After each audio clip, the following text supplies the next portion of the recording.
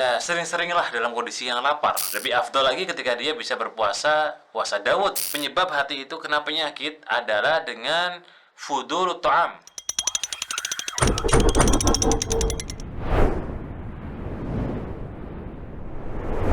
Bismillah. Assalamualaikum warahmatullahi wabarakatuh.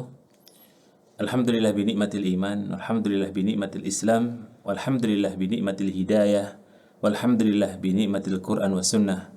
Assalatu wassalam ala habibina wa safiina wa qudwatina Muhammad ibni Abdillah. Amma ba'd. Jemaah sekalian kaum muslimin wal muslimat, sahabat MPD dimanapun antum dan antuna berada, arsadana wa arsadakumullah. Allahumma alimna ma yanfa'una wanfa'na bima 'allamtana wa zidna ilman wa aslih lana sa'nana kullah wa la takilna ila anfusina tarfatal ain. Amma ba'd. Jemaah sekalian kaum muslimin rahimani wa rahimakumullah. Kita sambung kembali liqa kita, majelis kita, di mana kita masih bicarakan terkait dengan adab seorang murid, adab seorang santri, adab seorang pelajar. Dan ini bagian yang harus dikenal dari sisi di mana kita harus paham bahwa santri, pelajar itu punya adab. Di antaranya hendaknya senantiasa kita merasa ketika belajar, ya, ketika kemudian sekolah adalah berupaya untuk tidak kenyang dan tidak merasa kita mengenyangkan diri di saat belajar. Poin ini jamaah sekalian rahimakumullah bisa kita bilang saat kita sebagai seorang santri atau pelajar, ya sering-seringlah dalam kondisi yang lapar. Kenapa demikian? Karena munculnya kecerdasan dan kemudian pemahaman yang mudah itu dari unsur ini. Buktinya salah satu di antara guru kita Al-Imam Syafi'i, ya, rahimahullah ta'ala, beliau pernah mengatakan, dan ini salah satu di antara wasiat beliau juga dan nasihat untuk kita semua sebagai talabul ilm. Beliau pernah mengatakan, "Ma sabitu mungda sittata ashar atau sittata asrata sana." Jadi beliau tidak pernah merasa kenyang, ya, selama kurang lebih 16 tahun dalam belajar. Yang artinya apa?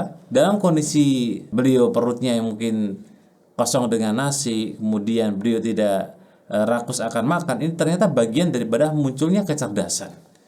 Sehingga ada bagi seorang pelajar, ya perbanyaklah kemudian dia puasa di saat kemudian ya minimal Senin dan Kemis.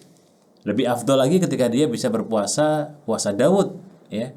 Karena puasa yang paling baik adalah puasa Daud. Ya, ketika kemudian seseorang mencoba untuk ya mengamalkan amalan ini, maka minimal bagaimana dia kemudian bisa membuat dirinya semakin lebih cerdas.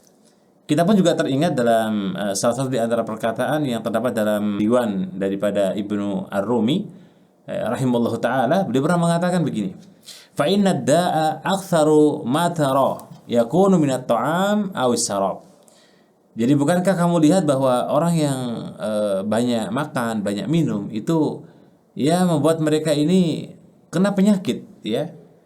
Bahkan penyebab daripada penyakit, mungkin kalau kita bicara penyakit fisik, itu juga tidak lepas dari makanan yang kita konsumsi.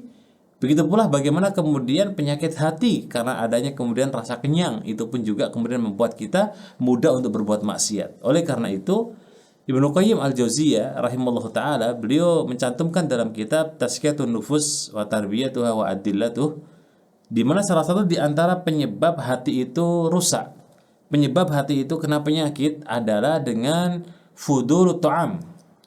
Jadi kalau ada orang yang kemudian banyak makan, rakus akan kemudian makanan yang membuat kemudian perutnya kenyang, maka berpotensi orang tersebut jatuh dalam perbuatan maksiat, jatuh dalam perbuatan yang kemudian membuat hatinya keras. Maka lebih-lebih lagi bagi seorang thalabul ilmi, ya. Jadi ada pantangan-pantangan yang harus kita perhatikan bagi seorang thalabul ilmi adalah di mana agar kemudian ilmu itu dengan mudah kita pahami, ya, mudah kita pelajari, mudah kita hafal, mudah kita amalkan, mudah kita dakwahkan. Itu lantaran bagaimana perutnya itu sering lapar. Bukan berarti kemudian bagi pelajar itu wajib dan mencari kemudian bagaimana lapar dari saat belajar. Artinya di sini kita bisa i'tidal jemaah. Ya, bisa pertengahan. Ya, tidak boleh ekstrim, tidak boleh juga meremehkan. Ya, bagaimanapun ketika kita duduk majelis ilmu juga butuh energi, kan? Saat kita menulis pun juga demikian. Saat mendengar guru kita berbicara, kita mencerna, memahami, itu pun juga butuh energi. Tetapi kalau kita mencoba untuk mentelaah kembali, untuk melihat kembali bagaimana para ulama kita, perjalanan mereka dalam belajar, sampai Al-Imam Syafi'i rahimahullah ta'ala kurang lebih mundu sittata asrata sana. Kurang lebih beliau selama 16 tahun dalam kondisi kelaparan, ya, dalam kondisi lapar di saat beliau belajar. Ini membuktikan, ya, salah satu di antara bentuk yang harus kita perhatikan, ya, berupayalah untuk tidak kenyang, ya, di saat kita belajar, karena itu bisa menyebabkan rasa kantuk dan lain sebagainya. Semoga bermanfaat, ya. Aku qouli hadza. Assalamualaikum warahmatullahi wabarakatuh.